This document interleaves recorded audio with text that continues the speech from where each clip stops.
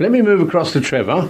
Trevor, you're also involved in the publicity side of things, aren't you? Yes, I am, yeah. Well, we've heard that there's over 1,000 members. You've got 60-odd groups. Yes. And we've heard about your typical member. But what about a typical week or month? Typical week, we got various. We have social groups, we have games groups, we have intellectual groups, we have holiday groups, outing groups. So there's something for everybody. What we do is we encourage members that come in to bring their skills, and if they want to start a group, then we have the facilities to help them achieve this, because with 1,000 members, everybody's got skills. They've all led lives, interesting lives, so they've all got something to bring to the table. So we do encourage people to actually think to themselves, more than what can I get out of it, what can I put into it? We encourage them to do so. Perhaps I should start a talking for a living group.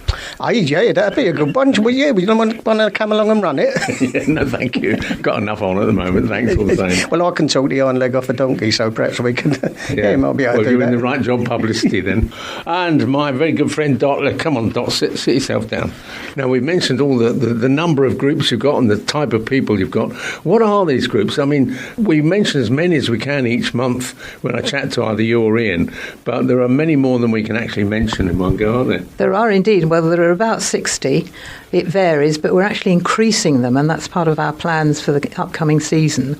There will be a new chess group starting. That's pretty much on its way already.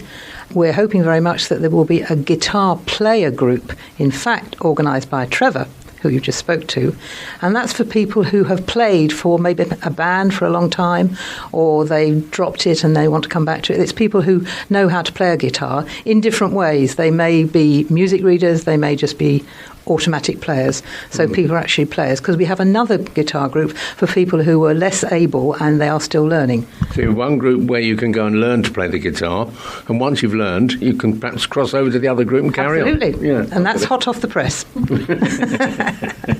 Yeah. Any other new groups coming along? We've got a potential group of the Dragon Boat racing group, which will start to work, I think, early next year. Comes off our experience in publicity at the Dragon Boat this summer.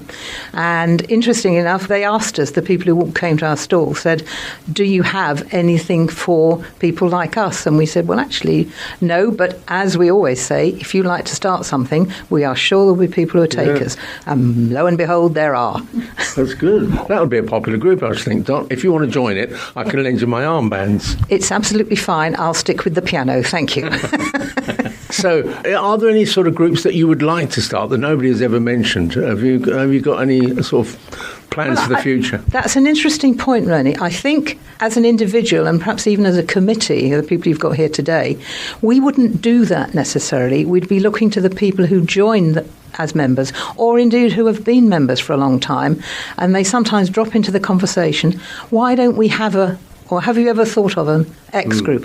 And that's how walking football came up. We started walking football, and then we've now got walking cricket, which just started this summer. Yeah. The purpose of the U3A is to, as people have said, for people to meet new friends and to see their previous friends, but also, if they want to keep up their skills as well as pass them on, then they are the people who can start a group, and we give them loads of support to do that. They're not on their own. So there's administrative procedures, there's financial support. They usually work very well indeed.